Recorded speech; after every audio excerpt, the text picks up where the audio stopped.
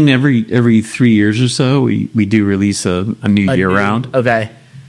Graffiti High was the first one to like hit. Like it hasn't hit that hard before in a great way. Yeah. So it's a softer version, like it's softer in bitterness, a little lower in alcohol than Perpetual. We wanted a beer that was like really interesting and hoppy, but wouldn't compete. I love bitter beer. Like it just livens your palate and gets you ready for the next beer. And that has like there's a hop in there called Bravo and Mount Hood. So Bravo's like super orange and Mount Hood's kind of spicy. It's like an old world, almost like a noble hop. Yeah. So like there's completely different personalities to both beers, so they can exist in the same place on tap, really, and appeal to two completely different people. Graffiti's like really doing well for us. That's our number 2 now.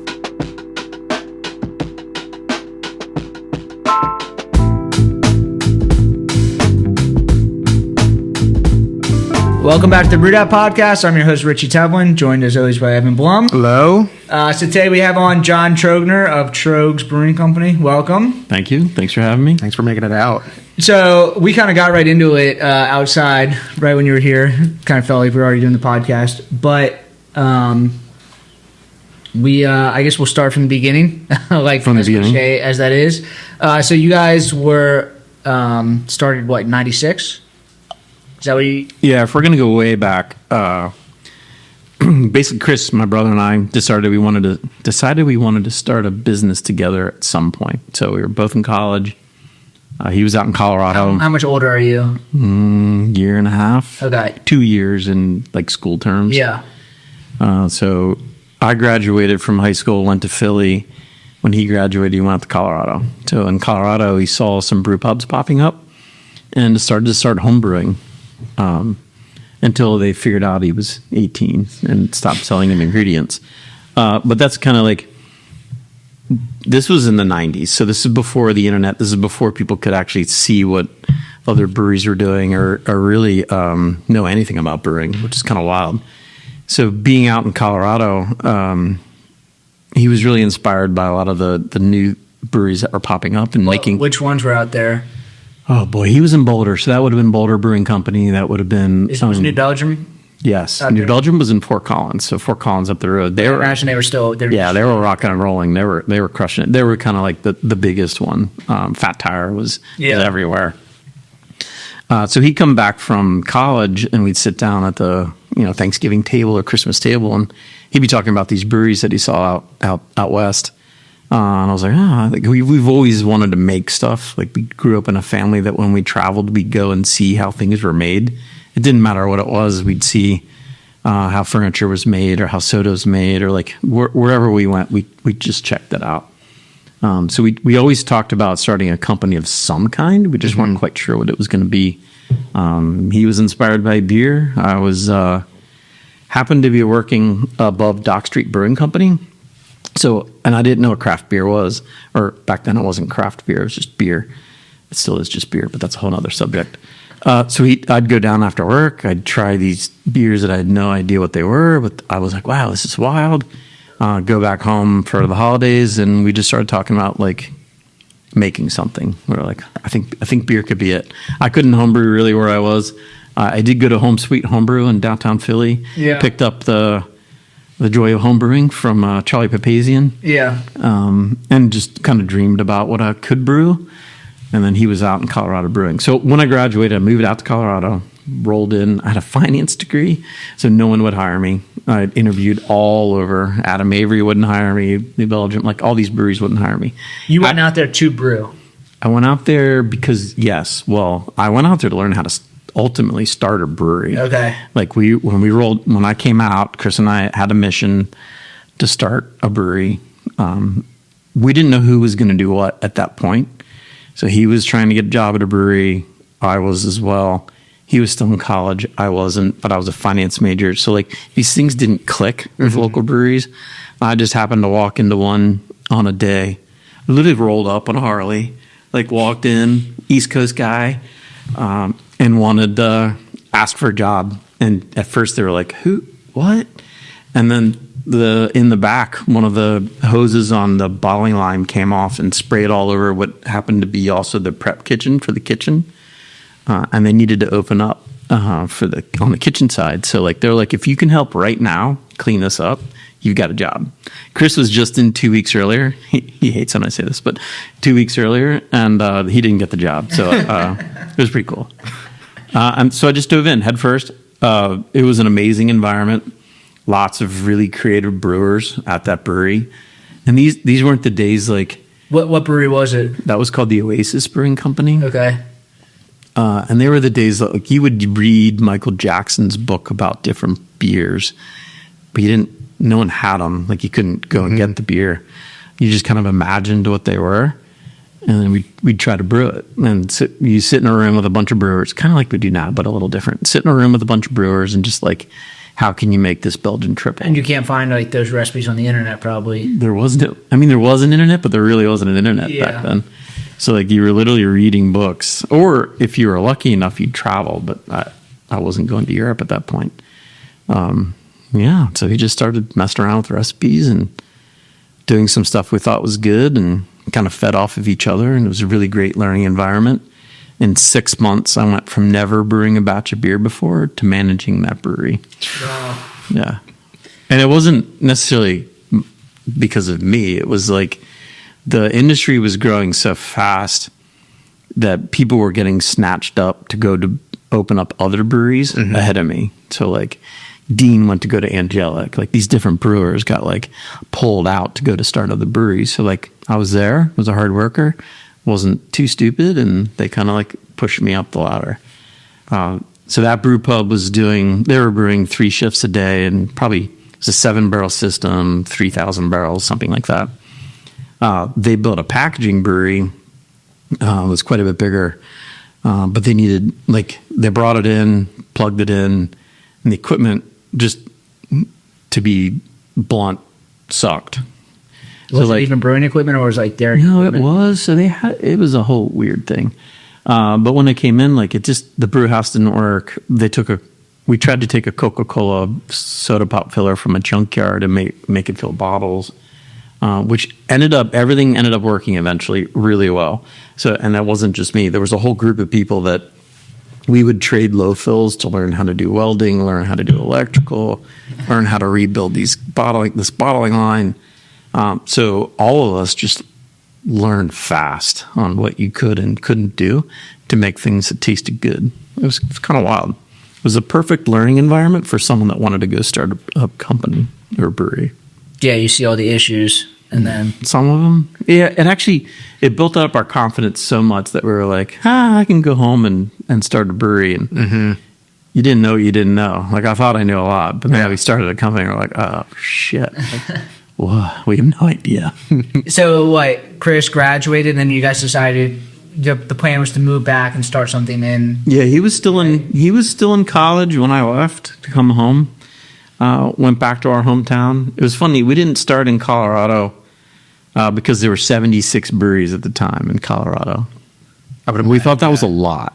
Now there's probably 300 or 500. I don't even know. I think there's twice that just in Philly right now. There is. It's something bonkers like that. 150 in a 30-mile radius of the city. Yeah, see, there you go. We're like, there's 76 in Colorado? No way, we can't do this. So we came back home. We grew up in central Pennsylvania, knew the area really well, and figured we could make it. We figured we could make it work, but it also strategically is the center of all the trucking in the region. So we knew within 3 hours we could reach the majority of the population on the East Coast. And we wanted to brew beer and distribute it. We don't want a restaurant. We just want to make beer. We're brewers. That's it. That's what we wanted to do. So what was the plan? It was what size system were you guys planning on? Was it to scale quickly? We rolled back to Central PA. We started doing some math, and we're like, if we just got to 5,000 barrels, we'd be good. So we put a brewery together in an old warehouse and quickly realized that that's not where we needed to be. It wasn't necessarily about the size of the system in general.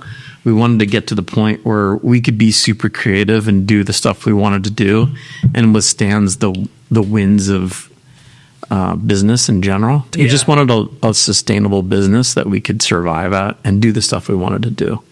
And that goalpost kept moving. Like we thought if we just got to whatever size it was, it would be fine. And then it just kept moving and moving. It'll be chill once you get to 10,000. Yeah, eventually it'll be chill, I hope. So, like, what was your kind of growth at that point? Also, what beers were you brewing? Was it you guys were brewing everything? All different styles, like exploring like brown ales and wheat ales and everything? So we started out with a pale ale, like real basic, inspired by Sierra Nevada. And then for some reason, I don't know why, we did a nut brown ale and an ESB. And the ESB, some people know, stands for extra special bitter. And the people that did know that back then, it was the same time that bitter beer face commercials came out. I don't know if anyone remembers the bitter beer face. That hurts my soul. So there was a whole ad campaign about bitter beer face. So we were trying to sell a beer called Extra Special Bitter at the same time on a national ads would come out for bitter beer face. And what is that? Was that like Anheuser-Busch was basically saying like, don't drink this bitter craft beer? Keystone, I don't remember. But it was an anti-craft beer ad? Oh, they don't care about craft beer. No, it was about their competitors. They're saying the other yellow fizzy beer was more bitter than their yellow fizzy beer. It was more about imports because imports had a hair more hop. And here we are with a beer that's called bitter. So we literally roll into these places and try to sell a beer that has bitter in the name, and we were dying. Like we literally were dying. Like we're brewers. Like I went to brew school. Chris went to brew school. I brewed at brewery. Like total beer geeks. Everything was around beer, and we were dying for 3 years, and finally, at one point, Chris was like, if we're going to go down, we better have some fun doing this. But also, it was like, if we don't change something quick, we're just not going to be around. Yeah. So we had a lot of different ideas for beers that had they were a little different, and that had icons involved with them. So we came out with beers called Nugget Nectar. That was an Imperial Amber Ale. That was early on, Nugget Nectar? 2002. 2002 is when everything changed for us. So started brewing in 97. Kind of begged people to try the beer for 3-4 years. 2000, 2002, we started to come out with beers that had a little more character, had a lot of more brand story, and just connected with people more. So a holiday beer called Mad Elf. My favorite beer on the planet, Tröegs Double Bock, and then Nugget Nectar. So those three beers kind of. And there was another beer called Hopback Amber Ale. So we took our ESB that we couldn't give away. We wanted more hop aroma. So Chris convinced me to build a hopback. So I built a hopback in the brew house, and you add whole flower hops. You run hot wort through it. You have a beer of a little more aromatics than. Not like a dry hop beer now, but that went from our least selling beer to our most selling beer like overnight. So like, is that mind blowing? Like, just, sure. Yeah. Just like what the fuck? What was the hops that you were using back then? It was whole flower for everything. So that would have been just for the hopback. Okay. No, whole flowers. We weren't set up to do that in the kettle. I made some pretty huge mistakes when I designed the first brewery. I had a 20-barrel brew kettle with a direct fire system.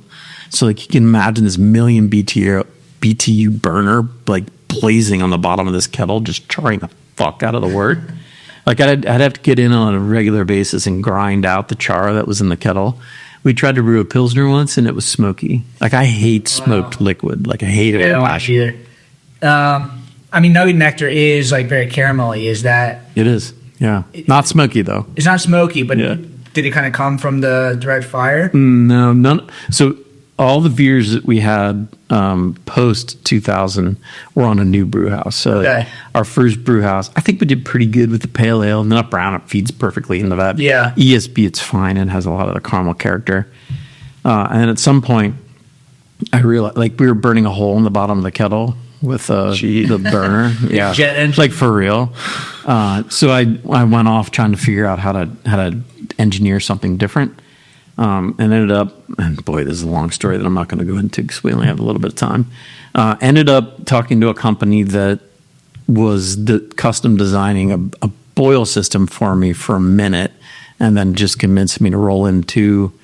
They have an automated mash kettle and brew kettle. Braucon is very common manufacturer now, but we were actually the first system that they built as a new company, which I didn't realize. Like Cool. when I was talking to these different guys, like trying to design this new boiling system at a trade show, which is kind of wild.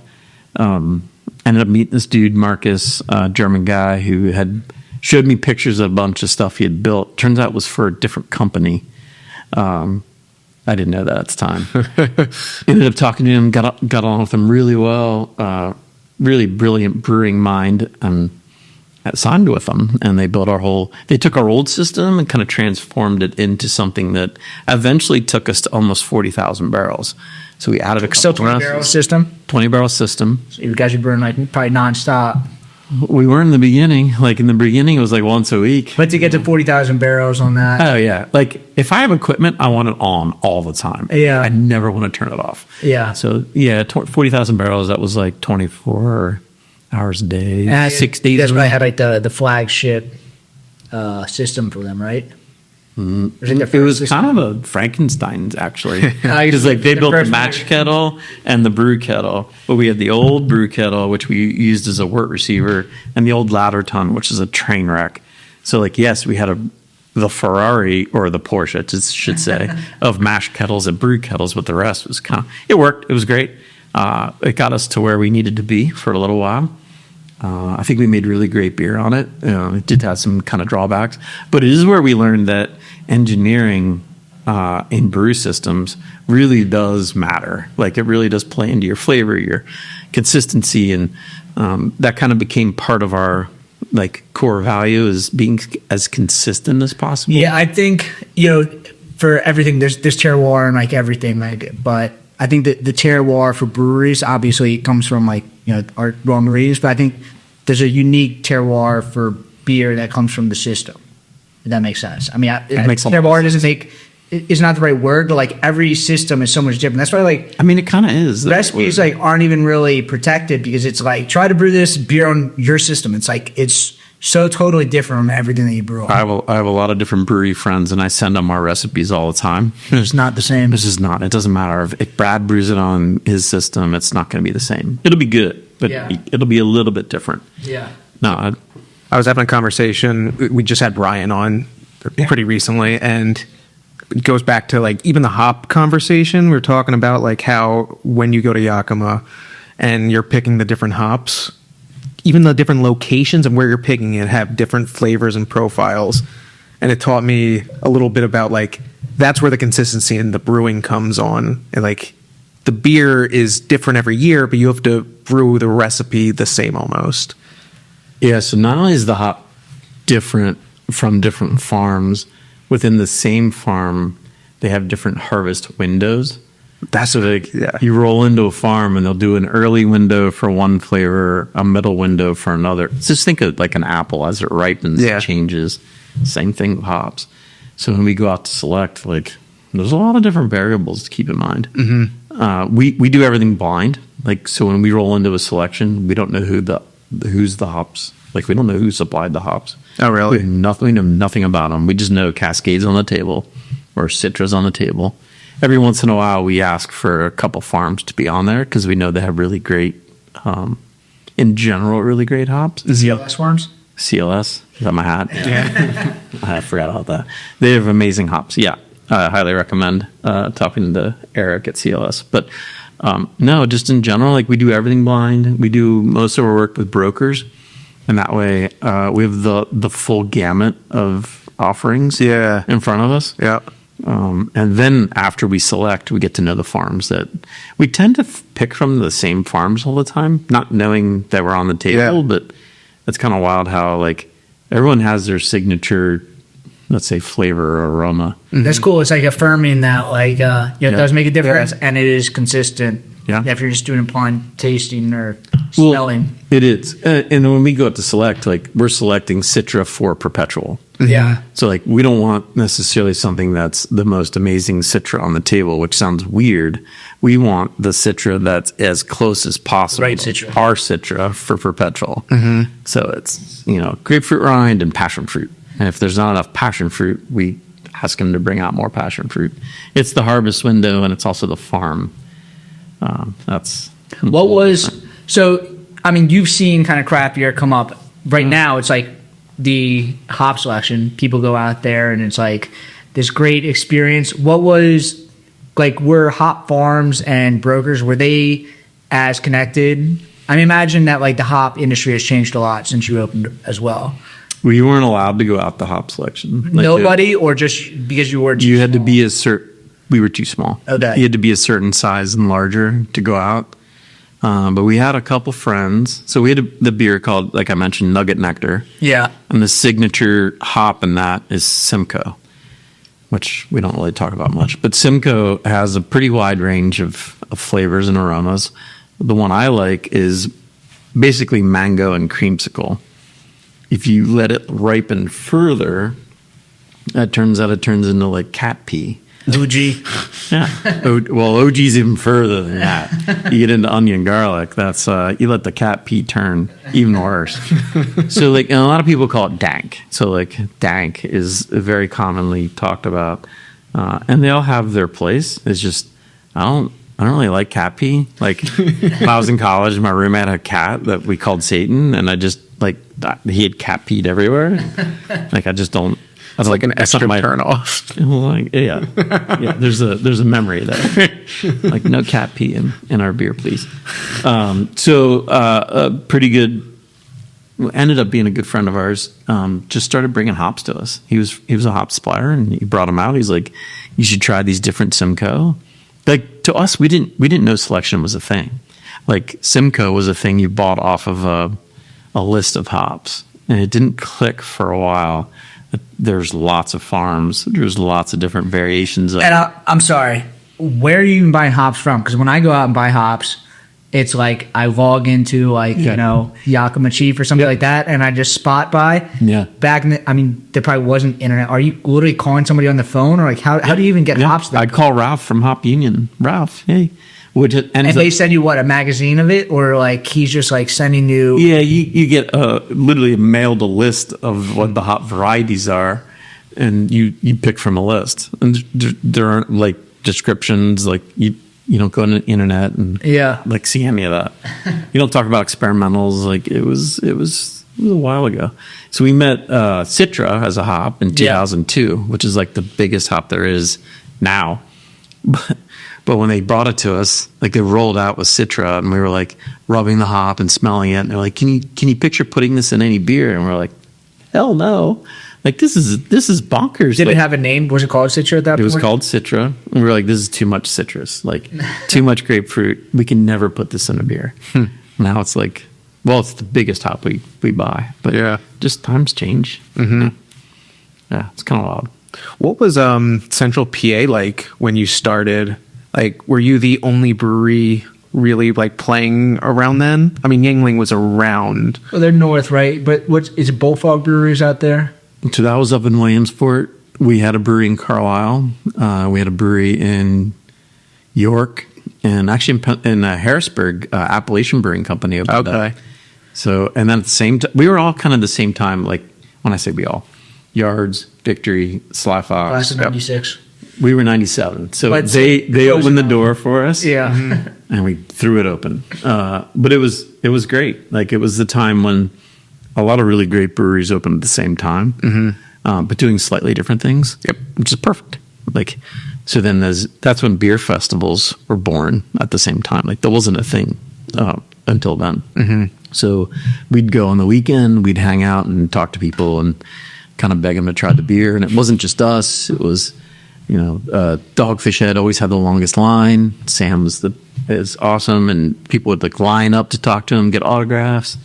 Then we had the Victory dudes, Yards. Like it was a pretty special time actually, because like now people are used to talking to breweries. That wasn't a thing back then. Like that was brand new for anyone that showed up. I don't know how much we want to get into this, but I've heard back in the day, like you're going to bars and to sell beer, like you're telling them like, hey, listen, you should have these craft beers on.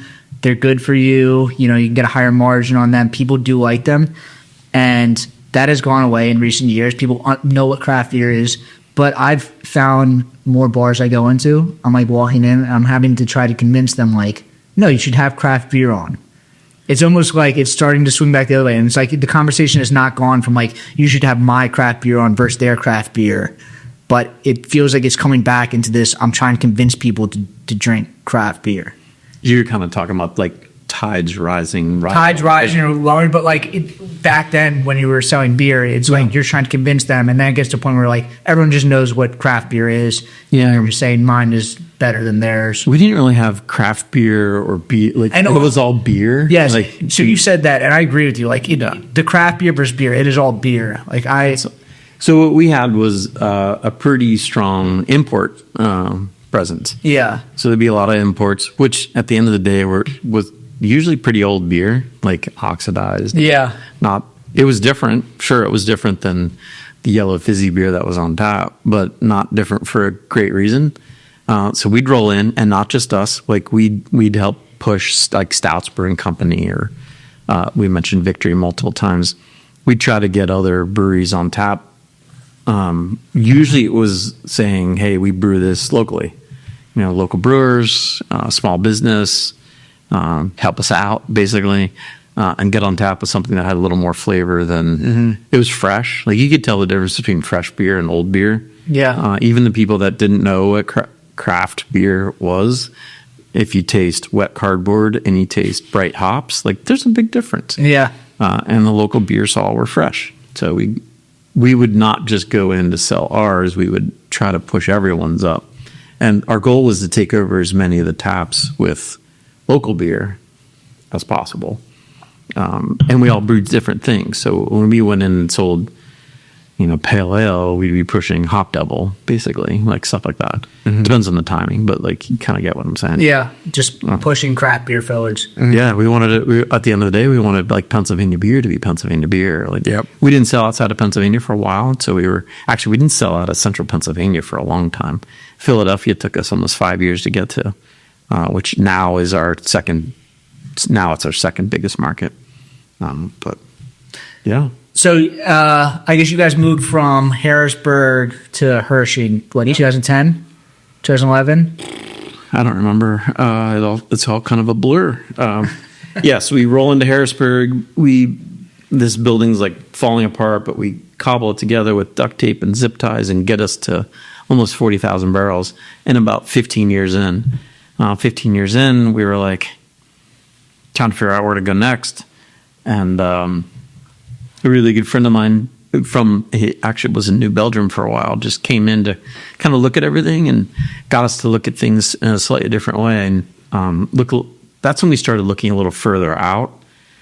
For a while, it was just like head down. What do you mean look at things like take a step back, like listen, you guys need to get something new and fresh and think bigger than what you're thinking?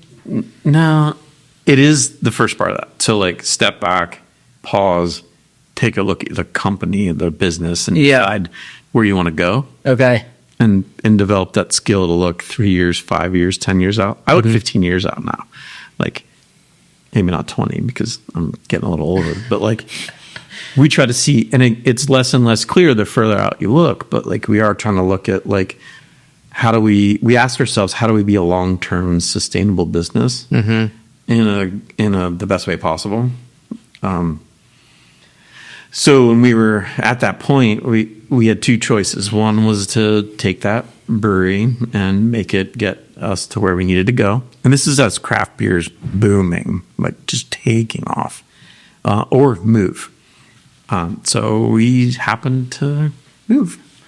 There was a building in Hershey that we had been watching forever. It was the first building we actually wanted. We moved back and decided to open the brewery. There's no possible way we could get an 80,000 square foot building as a startup. So it happened to be available when we were ready to move. Just a coincidence, basically. Yeah, it's cool. So we came up with this plan to put a 100-barrel system in an 80,000 square foot building. Like, this plan is no business happening. Like, we did not have the funds. There's no reason this thing worked. And we just did it. Like, we just, like, fuck it. And dove right in, this naive as shit. Like, just thought we could pull it off. and dove in head first.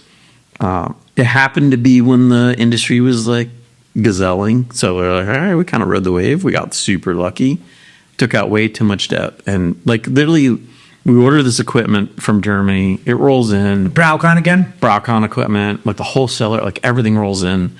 And as the welders are coming in to put it in place, the head welder's looking at me and he goes, like, okay, John, where are my helpers? I was like, what do you mean? He pulls out the contract we have, and it turns out we were supposed to supply like 5 helpers to help build this thing. I was like, bro, we're out of money. But I can do it. So I ended up working it with a friend of mine who was a high school teacher who had off for the summer. So he came in, and we ended up like, we were literally the dudes that were bringing the pipes in, rigging the tanks, like helping them, like I learned how to weld. Like we did as much as we possibly could to help the real craftsmen. Like I wasn't a craftsman like by any means, but like they were just telling us what to do. So like, you know, it was probably like 18-hour days for 6 months. Like it was kind of wild. Wow. It was the best learning experience ever. I never want to do it again. This episode of the Brewdat podcast is brought to you by Zilka & Co., your trusted regional brewing supply partner. Family owned for over 100 years of business, Zilka Brewing Supply has recently partnered with Breweries to bring you your favorite raw materials at a great price with $5 flat rate shipping. No pallet or liftgate charges thanks to their own fleet of regularly maintained trucks. With locations in Allentown and Hunker and a technical brewer on staff, they provide the expertise and service your brewery deserves. Reach out to Brad Adelson in the show notes and let him know Brewdat sent you. Hey, brewery or small business owner, are you tired of navigating complex brewery accounting and taxes on your own? Staying up late working on financials and getting your finances in order after a whole workday? At the Beer Accountant, they understand the unique financial challenges of the craft brewing industry. They're a CPA dedicated to helping breweries like yours thrive, with services ranging from qualified bookkeeping, business tax prep, to strategic financial planning. Stop wasting time on spreadsheets and focus on what you do best: making great beer and running a small business. Servicing over 50 breweries in 4 states. So if you own a brewery or small business, stop overpaying for reactive support and start being proactive with the Beer Accountant. Don't brew that IPA without this CPA. Visit beeraccountant.com to learn how their specialized expertise can help your brewery grow, profit, and succeed. So I've been to the brewery now in the last I went there, I think, 2 or 3 years ago. Yeah. How is it different now from when you guys first opened? I know you guys put on the massive packaging size. So every 3 to 4 years we do a project. Okay. Or we have done a project. Yeah. So we built it.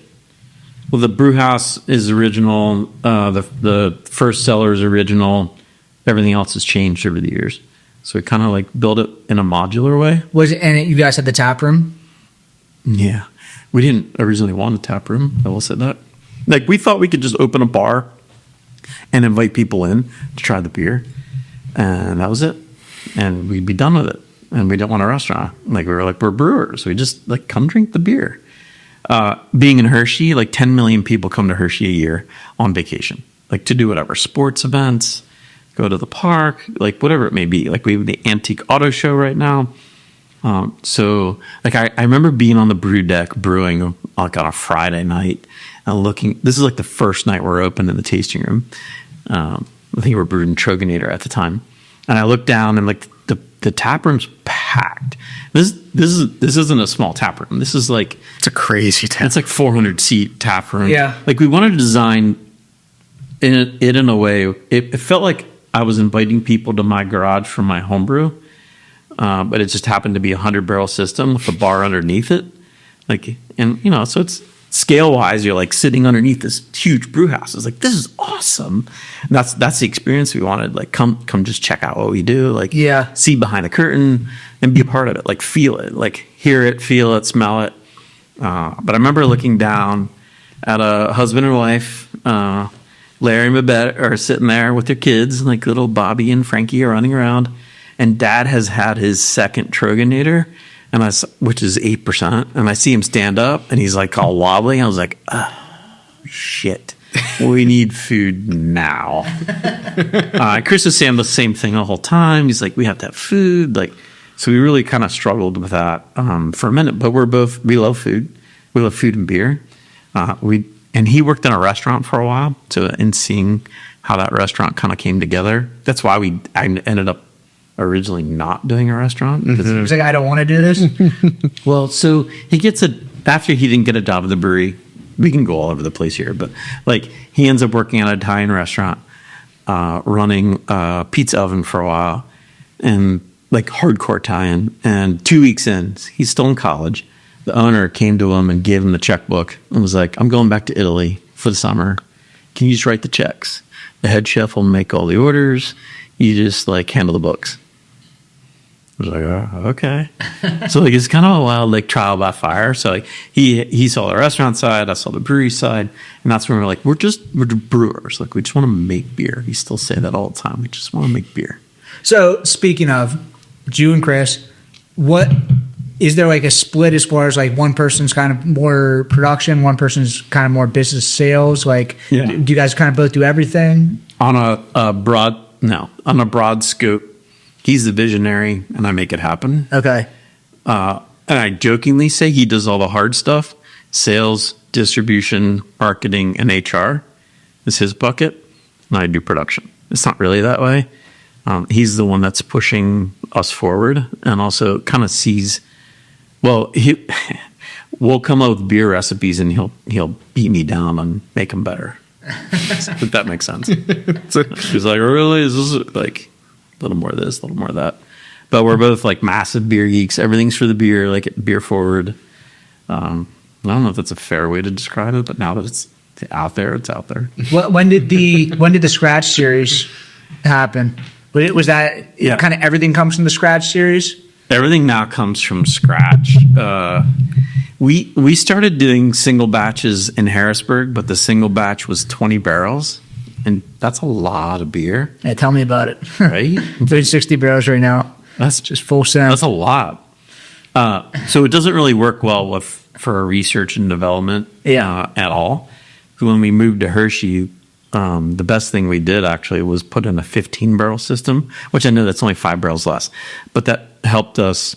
We had a 100-barrel next to a 15. We could start doing some experimentals. It worked for us for a little while, but still it's 30 kegs at a time. Like that's a lot of beer. It just dumped a lot of shit. But more importantly, when we were developing recipes for the 15, for the scratch, because we knew we had to sell it, we were kind of playing it safe. So we just do nudges of recipes and not like learning a lot. So it wasn't too long ago we put in a 2-barrel. Right before COVID, we put in a 2-barrel system, which now we just have a team dedicated to R&D and just roll out all sorts of recipes nonstop just for us to learn as brewers. So we won't necessarily try like final recipes, but we'll learn bits and pieces. Like we'll try new hops out, new techniques, or brew a 15 and then split it into 6 fermenters or 5 fermenters. So like you can try different yeasts, different combo. Like it was like the best learning experience ever. We're constantly trying to figure out like what's new and what's next, but more so trying to learn more as brewers, like what flavors go together. Is that fully internal, or can people also get that on the tap? Like every once in a while. Okay. Like we just put a dark IPA out, and that recipe will end up being a seasonal. Okay. Because the 2-barrel was so awesome. We were like, hell yeah, let's serve this. Yep. But we didn't think it would be. Like there was 3 that got dumped before that. So like the first 2 or 2 actually. We were like, nope, not ready. Like we're not brewing them to be finished recipes. Yeah. We're trying to learn components. And usually you pull in different components to come up with a 15-barrel. And that was something we served, but still that's not ready for prime time.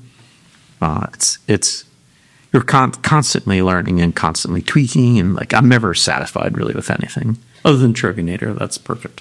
So speaking of Trogner and Mad Elf are extreme beers.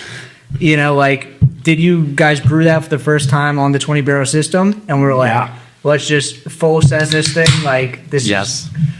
So the Mad Elf, especially. Let me back up. I have to say real quick, my best friend told me to say thank you for Mad Elf. Yes. On my car ride beforehand. Okay. Just say thank you for him. A lot of our stuff. So we live by explore, discover, share. So if you look at Tröegs, a lot of people have mission statements and like visions and blah blah blah. I have a very short memory, so like 3 words is all I can kind of put together. So we explore all sorts of shit. Just when we discover stuff, we want to share it. So stepping way back, in 2000 or so, Chris rolls to Germany with a friend of ours, the same guy that helped me actually build the brewery. Yeah. That I was talking about. And he was U-railing through different places in Germany, just trying local beer. When he came back, I hadn't had these beers before, so he's describing to me like these different flavors he tried. So we came out with Sunshine Pils, one of our, like a classic Pilsner, a beer called Dreamweaver Wheat, which is a classic German Weiss beer, and Tröegenator. So Tröegenator. All at the same time? And there's the 3 iconic beers that you guys have. And they all came from him. Wow. He literally came back and just described them.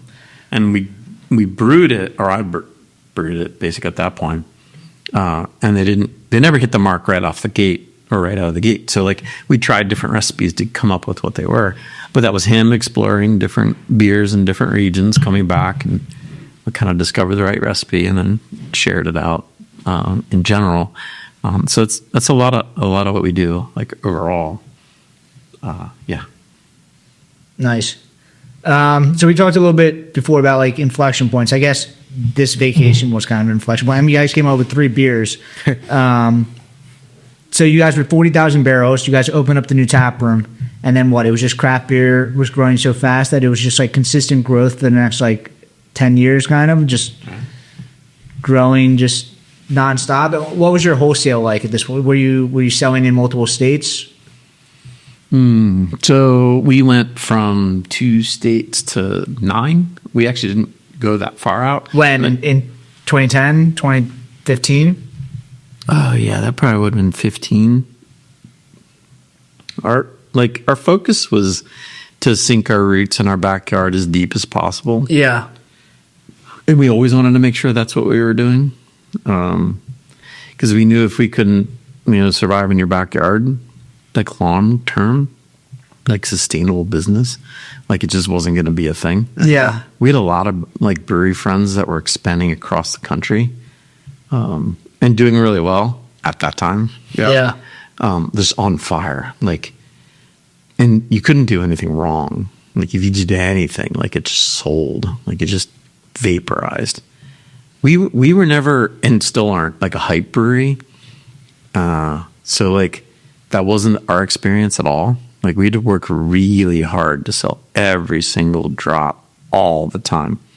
So like when other breweries are like opening a brewery on the East Coast, they're from the West Coast. Like it wasn't us. I will say like someone came to us at one point and was like, hey, you should open a brewery in Colorado. And for a minute we were like, yeah, Colorado needs Tröegenator, and almost did it. And I will say I don't think we'd be here right now if we would have gone that route. So like keeping kind of your ego in a box, or kind of watching out for making sure that stuff makes sense. Yep. Going very deep in our backyard has served us really well. Pennsylvania is still ours. That's our jam. Like that's our bread and butter. That's how we're still here. Nice. So we're drinking a couple of different things right now. So we had talked about before you came on one. So everyone knows that I hate NA beer, but you brought some hop water. Yeah. This hop water is delicious. I mean, I am a fan of hop water, but Okay. can you talk about the story of like, when did this come out? Like, I don't remember you guys making this. It's probably about a year old. Okay. I went down the NA path. I actually do like the concept, and when it comes to anything in our like world, I want to figure out how to make it. Doesn't matter what it is. Seltzers came out. I was like, I got to know how to make this. We didn't really sell it, but I want to know how to make it. Like anything that comes around, I just want to learn. I just want to try it and make sure I can make it taste good. And NA beer is one that I dove down. I'm still down that path. We actually just did a couple recipes that are pretty freaking good. but they're not out. Maybe or maybe not. But along the way, like we went down the NA path on a soda side for a minute, and just What sodas? Root beer? Well, we didn't. None of it was actually released. So we tried some fermented sodas. We tried like ginger beer that wasn't alcoholic, and just this is all internal stuff. Yeah, and it's fine. Like, but it's like the same stuff that you can get anywhere. But when we went down the hop water path, like engineering the water to be the right mineral content with organic acids and like be super refreshing with a hop aroma. Like I really wanted to make a hop water that had the aromatics of an IPA, but didn't taste like broccoli. Like so many of them have that kind of vegetal like. Yeah, this is not vegetal. It's like it's just a bright citrusy hop character. It's where you want to bite. That's good to hear. That's what I was shooting for. Yeah. There's another one right here. I guess I crack it. Yeah. Oh, no. Go for cooties. Yeah. So like that's yeah, I love it. And then what was the other brand?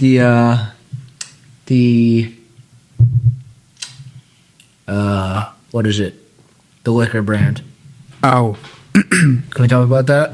Sure. We have some spirits based offerings that we have. When was like the first time you like started to get into like spirit stuff and distilling?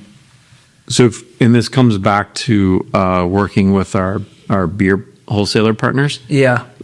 In Pennsylvania, the laws were going to change. We thought to allow our beer wholesalers to sell spirits, RTDs, and recognizing that, we're like, all right, this is something we can do. Like, let's figure out how to do it. So, as we're figuring out what that meant, we came up with some pretty amazing recipes, I thought.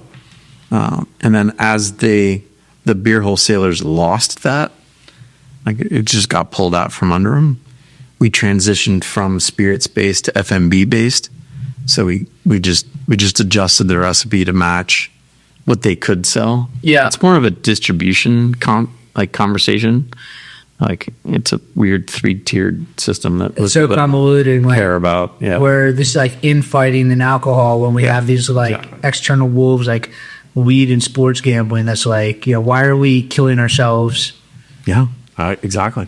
That's why I say beer and not craft beer. Yeah. It's basically the same thing. Yeah, I agree with you. It gets like compartmentalized, and then it's like, then we just go left behind. Right. Exactly. Yeah. So we came up with some stuff. Was spirits based. Now it's FMB based. It's awesome. It's called Freaky Squeeze. It's like you take fruit juice, like natural fruit juice, and just spike it with alcohol. Basically, it's a fermented malt beverage technically, but okay. But like when you ferment it, you actually run through a carbon filter, so it has no flavor whatsoever. And then you build it up with organic acid, and then hit it with fruit juice. There you go. We do have some spirits-based offerings still at the brewery that are also really fun, like a flat tea, half tea lemonade. Like again, if it's out there, I want to learn how to make it. Yeah, we still don't have a way to get it to the world. Yeah, other than like throwing it in a truck and delivering it, which like is totally doable.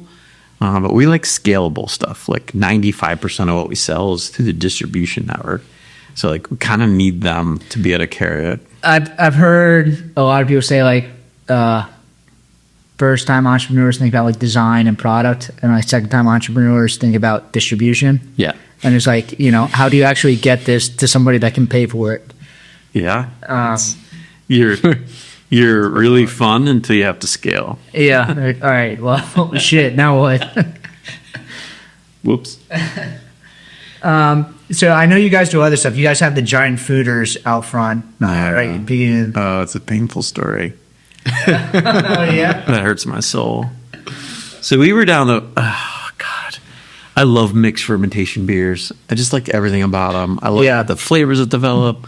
I love using local fruit. So we went in deep on everything you could need to make mixed ferm, fruit based. Like I have little machines like from the 60s that you throw nectarines in, and it literally like slices it in half and takes the fruit and takes the pit on one side and the fruit on the other. If you throw it in, it'll just keep going. because we really wanted to scale mixed firm beer. I mean, mixed firm beer is great. Love it. Like it really is like one of my favorite things. So yeah, we have 60 barrel foeders, and we have 300 barrel foeders. The tallest ones that they made, without waiting 3 years to get taller wood. We put in because we thought we could scale mixed firm beer. And they're in the lobby. Yeah, it's like where you go to tours. It's like the main room. I mean, it is very picturesque, Yeah. but I imagine dealing with that on production level is a little bit sticky. It's actually not hard if people would buy it. Are they? Quite frankly. So what happened is COVID hit. All mixed firm beer got almost completely pulled from the shelf. Like it just got pushed out. Was it sour beer or just mixed firm or? I mean, some mixed firm sour. Okay. Yeah, we were more focusing on like the Brettanomyces fermentation. Yeah. Where it is a little sour, but it's more like complex, from shoe leather to cherry apple or cherry pie. Yeah. And like more down that route, coupled with some fruit. And then that's when the fruit smoothies started coming out, which completely flipped the whole world on end. And then COVID hit. So like we had all this beer sitting in oak tanks that died. Like eventually, like literally got too tannic. Damn. It is so painful. There's still some sitting there. One of these days I'm going to bring it back. I know we are. Like I haven't given up. We have 3 60-barrel foeders that I can't wait to recondition. Those 300 might take a little bit of time. I came in 2016. I was at Flying Dog, and we did a MBA meeting that we drove up to you guys and did like a field trip there. And I remember it was like some mixed firm. I don't know if it was, I think it was a peach beer or something. Oh, Serpesh. Yeah. And it was like, it was silly name. It was awesome. Thank you. Yeah. But yeah, I still remember drinking that for the first time. It was great. But so, what we said before, Evan runs Brewdat. So he with this passport thing, you can see the data of like who's drinking what types of beers. Oh. And Gen Z is drinking a lot of sour beer. And like maybe that's just like young Sour or science firm? What's the definition of sour? I don't know if it was broken down that. Yeah, it's not broken down that far in this. And This not event. like Brett stuff. Oh yeah, right. But I don't know, like like we were saying, like the smoothie stuff, like kind of like maybe put a bad taste in everyone's mouth for sour beer. It's kind of Well, it's just different. Like it gets split. So like mixed firm is you appreciate it in one way, and let's say sour fruit beers are appreciated in a completely different way. Mm-hmm. So like, and I like them both. Like they have their place. When it has too much sugar, it kind of stresses me out a little bit, or too much vanilla, or too much whatever. yeah. But I kind of like there's a place and time for everything. Mm-hmm. That's why I was wondering what the definition of sour was. It doesn't really matter. Yeah, it wasn't broken down too extreme. It If scares I some Gen Z guess, I off. think like Gen Z is probably like kettle sour with like just a little bit. I don't think it's the smoothie stuff, but Yeah. Kettle sour with fruit. just kettle sour, just a little bit of fruit. You know, Super refreshing. There's Yeah. time and place for that. Definitely. So I know when did Graffiti Highway come out? We're 2 years in. Because I think a lot of your flagship brands, like you were saying, like kind of started like maybe they're like 10, 15 years old at this point. Yeah. But they've been like, there's these workhorses every year. They're just here. And Graffiti Highway was like kind of like the first beer in a while. It was just like it hit and it was just like you see it everywhere. Was that? I mean, every 3 years or so, we do release a new year round. Okay. Graffiti Highway was the first one to like hit. Like it hasn't hit that hard before in a great way. Yeah. So it's a softer version, like it's softer in bitterness, a little lower in alcohol than Perpetual. We wanted a beer that was like really interesting and hoppy, but wouldn't compete with our Does flagship. it have the kind of same bones as Perpetual though? Not at all. Not at all? No, it doesn't share really anything other than Citra. Yeah. So the same one hop is shared between the two of them, but in a completely different experience. Yeah. One's softer and more aromatic and lower in alcohol, and the other one's like bitter, like super bitter in a way that I love. I love bitter beer. Like it just livens your palate and gets you ready for the next beer. And that has like there's a hop in there called Bravo and Mount Hood. So Bravo is like super orange and Mount Hood's kind of spicy. It's like an old world, almost like a noble hop. Yeah. So like there's completely different personalities to both beers. So they can exist in the same place on tap, really, and appeal to two completely different people. Graffiti's like really doing well for us. That's our number 2 now. Wow. Which is kind of wild. Yeah, like I don't know, 100,000 barrel or 100,000 CEs. Like I see the graffiti highlight. It's in a lot of different packaging types too. Like some of your beers, I only see them like the what's it called? I'm sorry, I'm terrible with names. Remember things. What's the Nugget Nectar? I only see Nugget Nectar in bottles, really. But so, yeah. So graffiti's just in cans. okay, So it's 12 ounce and 19 twos. but I see the 19.2s a lot. Yeah. Well, so we have graffiti and double graffiti, which is a little confusing. So the 19.2s up until just recently are a 9.5% version of the 6% version. So like 19.2, like we thought going out, we thought we were clever. We do one at 6 and one at 9.5. 19.2s or 9.5, which is kind of silly. Like, do you really need a 19.2 at 9.5? But like, apparently so. It's like one Some of the people best need to get drunk drinking right now. beers. And then the 6% being 12 ounce or end draft. That's the one that really ultimately dominates. Like that's the one. It's really for on premise. So meaning if you have a bar or a restaurant and you want people to come in and have multiple beers, that's what graffiti's designed for. Yeah. Sit down. It's a food beer. Like it's not too bitter, so it doesn't really compete with the food that you have. And 6%, so like it's perfect. It's the perfect like on premise beer or beverage. The double graffiti, that's big. Like that's 9.5. Like you got to be careful with 9.5. At least I have to be careful. Oh, yeah. I do too. And there's a place for that, of course. Like my favorite beer is Trogner at 8.2. Like my session beer is 7.5 at Perpetual. So like we all have our different like levels. What's Dreamweaver? Like what's the lowest ABV kind of flash that you have? I think Might be Dreamweaver. we're 4.5. We have a couple of beers of 4.5. That was always my go-to, Dreamweaver. I would see that everywhere. Yeah, we put in open fermentation just for that. Really? Yeah, so open fermenters lets the yeast ferment in a way that it just gives off a slightly different flavor. So the whole room's designed for Dreamweaver. Oh, really? I don't remember seeing that. You have a separate room that's set Yeah. up? Right on the tour path. So if you leave the tasting room and go down a self-guided tour path, there's a room that has 200-barrel open fermenters. And actually the lager is done with Schmidt's yeast from Philadelphia Oh, really? in open fermenters. We just had Von C on the other day. Okay. So they're using the same yeast too, I guess. Obviously. Yeah. Yeah. So we do this in open fermentation. So this is new. This is new beer too, right? This is like your new rollout. Yeah, we're rolling out. So the dark lagers just for in-house because I love roasty. Like I love dark lagers. That's what my jam. The lager.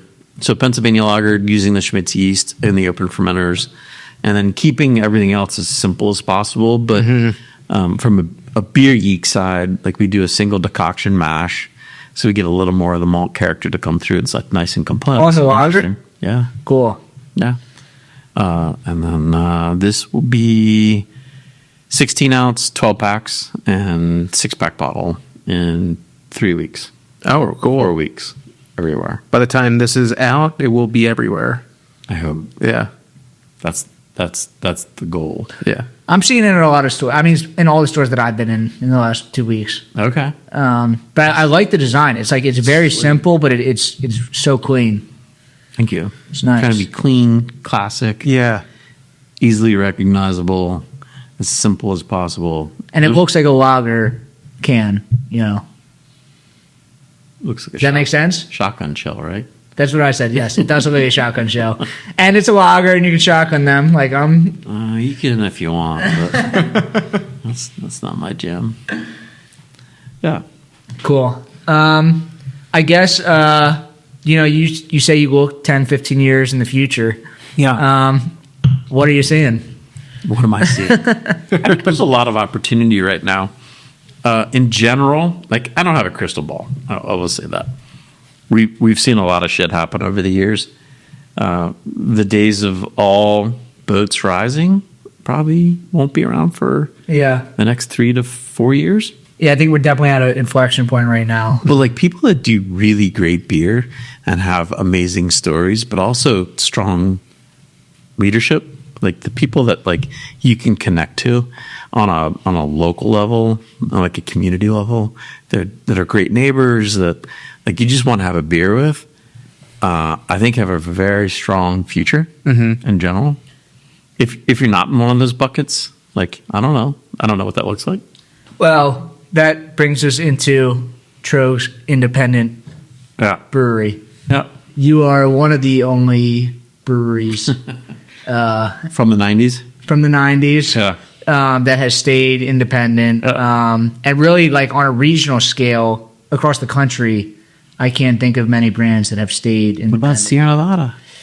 I mean, they're like in a league of their own. They're just so massive. It's a little bit different. But yes, that's just one brewery. Like there's so many that have like, at some point kind of peeled off. Yeah. I imagine that there was moments at some point where you're like, it's enticing to kind of sell, or it's just like this not really game and it's actually not really at all. It is the love of the game. Like we really do love what we do. Yeah. I love coming in and working with the people we have. We have such an amazing team.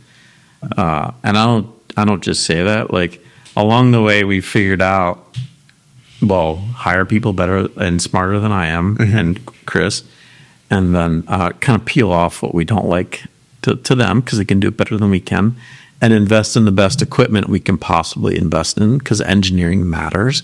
And that's I say that because I geek out on engineering.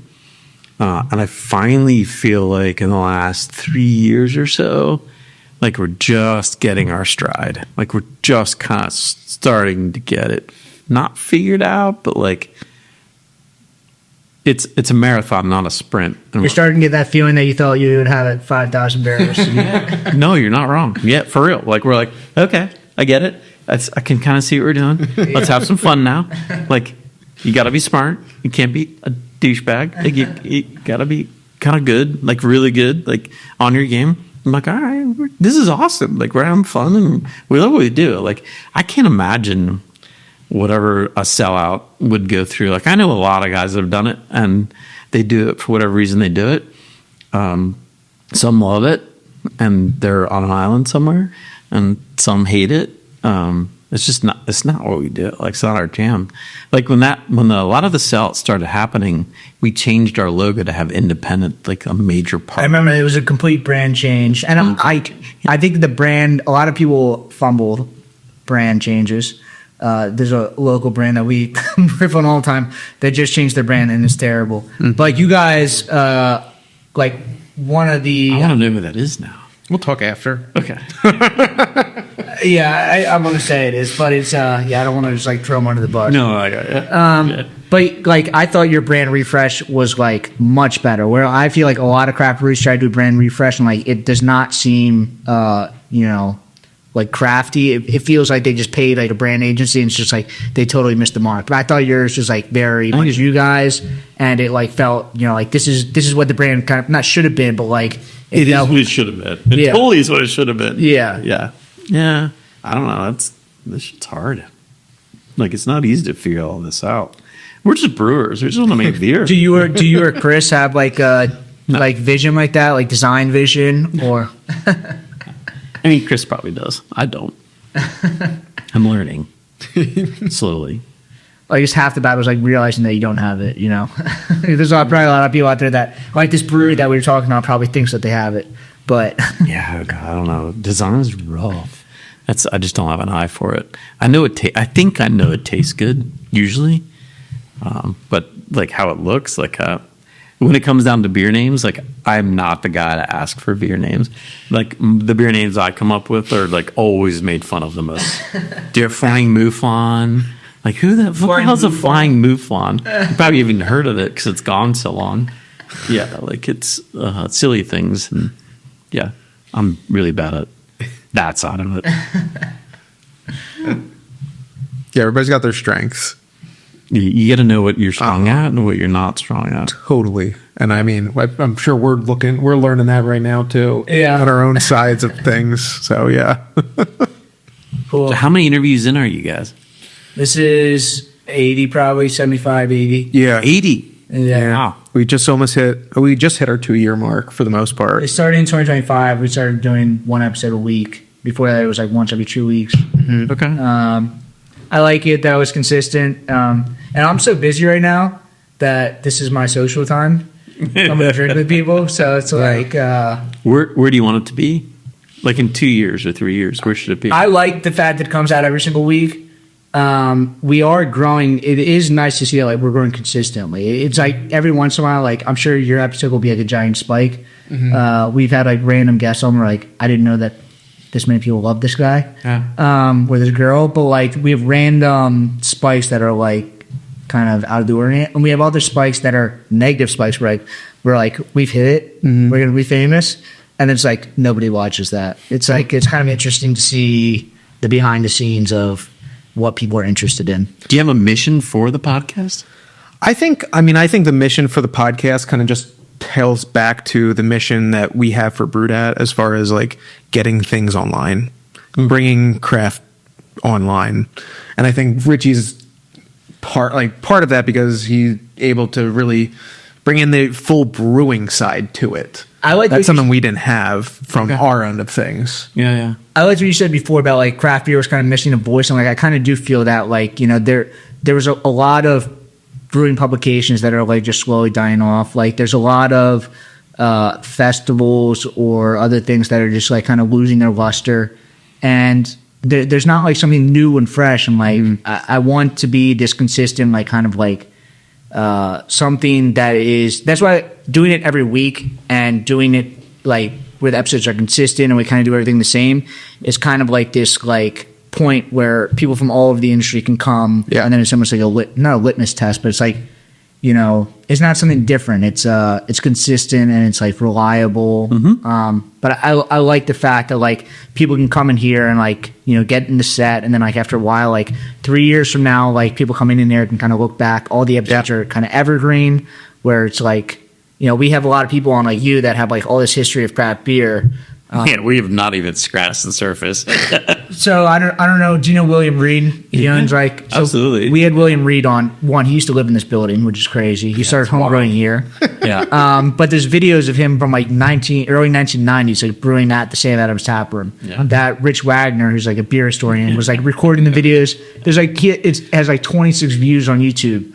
But like something like that where like people can look back. 3-5 years in the past and like. It's evergreen, but you can look at this like moment in craft beer of like what is happening at this time. And in the same way, I love the fact that while it's beer focused, it's not only beer. We have, I would say, like 75% of the people on are brewery owners, but then it's adjacent. Like the rest of the 15 is adjacent of the industry. So whether that's restaurants that work with beer or just people like we had Kate Scott, who's the Sixers announcer. She loves beer. And then we have the other 10. These numbers aren't adding up to 100 regardless. Math is hard. Yeah, I know. And especially with tech now too. It makes everything easier. No public math. But the other percentage is like influencers that are online from a social media spectrum. And that's been super cool because that to us, like that's where my target is. That's where the target of like you're putting the brand that advocates for here to get into this thing that they're not willingly comfortable in or they're not in. It's one of my outlaw words. I outlawed a bunch of words at the brewery. Really? Wait, which one? Is one of them. Brand? Yep. Liquid boxes. Boxes? Oh yeah. Like if you're in the beer distribution world, like there's certain things that distributors say that I'm like, we will never say these words. Brand was one of them. I know we say that out, but outlaw words.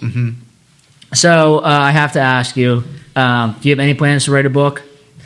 I can't write for shit. Yeah, but that's what ghostwriters are for. But it's like, I don't know. You have- No one cares about like. you say nobody cares, but like all these people like that have started breweries around the same time, and you've kind of like written books. Yeah, just read Sam's book. Like that sums it all up. Right, but like nobody. We're passionate. Yeah, We dive in and we figure it out. It's hard. Like yeah, but we- people like that. It's like every entrepreneurship book is like all the same. Like every biography of like all these people that ever raised is always the same. Yeah. But nobody in Philly ever wrote a book. It's like you, Tom, Bill, and Tom's Ron. got to have a wild story. Bill and Ron. Nobody has written a book, and I always wanted it to be like somebody from Philly that I think it kind of feeds the ego, and this is not my jam.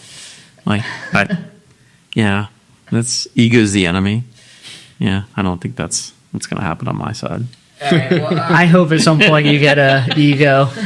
No, I don't see that happening.